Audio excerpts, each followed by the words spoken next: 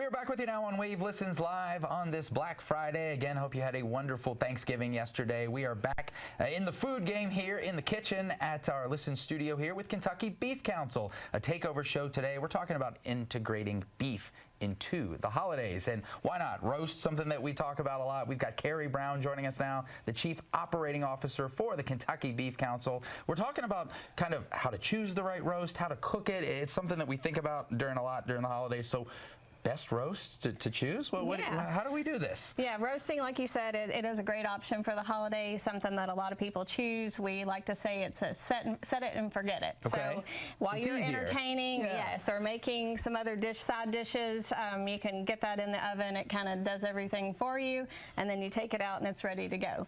So there are lots of different roast options to choose from. So what I have done is kind of went and looked at the grocery store based on price, because you can really find a roast in every price range. So the first one that I've got here is this rib roast. Another popular one during the holiday season are your tenderloins, and those are, you make beef Wellingtons with them. But the rib roast came in at about $16.99 a pound. The tenderloin, where it was about $23.99 at the store. So they are wonderful roasts, very tender, juicy, have a lot of beef flavor, so a great option and one of the more popular options. However, I went down and actually have a strip roast here, but a strip roast comes in at about $13.99 a pound. Again, it's got full of beef flavor, really tender, juicy, lots of different things that you can do with it. The third one that I brought is the tri-tip. So that comes in at $9.99 a pound. It is triangular in shape, a little bit thinner of a roast, but it feeds a lot of people. Another benefit if you've got different people who like some maybe well done, some rare, it kind of has a thinner part and a thicker, so you can get something for everyone out of that cut. So lots of different things to choose from when it comes to roast. Okay, Carrie, I think the questions you sent in are perfect for me to host the show today, because I like to think of myself as like a Michelin-starred eater, but probably more of like a bum when it comes to the cooking side of things. So this question's great. How do you cook a beef roast? Yes. Perfect. So it is one thing. Actually, roasts are so simple to cook. Okay, even I could do it. They are, yes, even you could do it. They are a little intimidating, I think, for a lot of people, but super simple. So the first thing you want to do is choose your roast. And like I said, there's lots of different roasts to choose from. Maybe you go to the store and find a roast that's on sale. You can, again, go back to our website, kybeef.com. You can type in the name of that roast, and it's going to bring up all kinds of recipes, how to cook it, all the information that you need. Maybe you want specifically a strip roast, and same thing. You get that roast, bring it home. Once you get it home, it's just seasoning the roast. A lot of them have some type of, a lot of salt, pepper, garlic type seasoning that you're going to put on it. You can sear the roast if you want before you put it in a pan. But essentially, you're going to put the fat side of every roast has a fat side. You'll put that up in your roasting pan and bone down, and you'll want to put a meat thermometer. Hopefully, if you've got an oven-proof meat thermometer, that's best. It keeps you from piercing the meat, and a lot of the juices come out every time you do that. So if you can put that in there and leave it, you just literally set it on a roasting pan, and then from there you put it in your oven. Usually with roasting, it's low and slow, so usually around 350 degrees in the oven.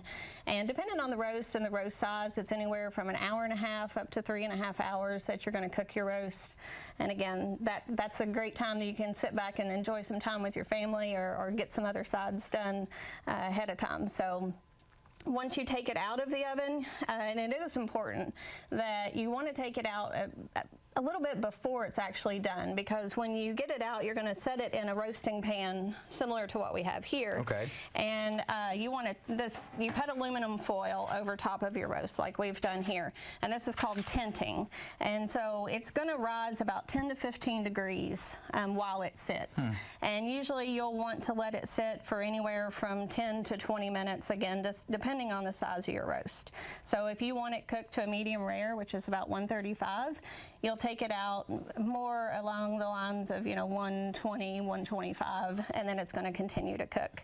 Then once you're done, all you do is you can take this off and get ready to put it on a plate, slice it up, and you always want to slice your roast against the grain. Okay. So these are some of the tips and tricks, like outside of just cooking, like these are some of the tips to maybe elevate, take it to the next level? Yes. Okay. Yeah, it's important to know, so you can look at the fiber of the meat and cut opposite of that.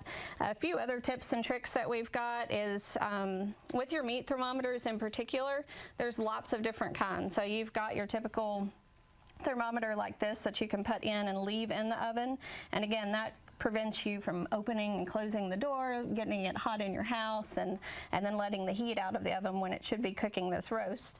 But you can use any other options. I mean, you've got your regular meat thermometers. We like to use this thermometer. It's a digital, so it has an app on your phone, and when you put it in there, it actually will give you a notification when your roast is done. So even easy. You really can enjoy time with your family. Yes. You're really not in there checking every little thing. Last question for this segment, and then we'll be back for one more, but how do I know how much to buy when I'm at the store? Yes, and that can be very intimidating because roasts are large and not knowing how many people it feeds. So a regular roast, you can usually count on at least 2 people for every pound. Okay. So something what do we have here? This is a 3-pound. 3-pound. Roast. Okay. So you'd feed anywhere 6 to 8 people at least, depending on the appetites and how you slice it. A lot of times the roast, you want to slice them a little thinner. If you have a rib roast, which again is a popular option during the holidays, you usually want to factor in 1 rib for 2 people. Okay. So that's good to know. If you get a 3-rib roast or a 4-rib roast, that should feed at least 6 to 8 people. Like you said, takes away some of the maybe anxiety if you're in there and you're seeing all these options in the store, thinking, oh, how do I know what to buy? These are some of those tips and tricks to know exactly how much, and more of those on the website as well. Yes, we've got all the information that you could ever want, and probably then some at kybeef.com. Along with those recipes. Okay, well, stay with us here on Wave Listens Live on this Black Friday. We're back in the kitchen with KY Beef Council after this.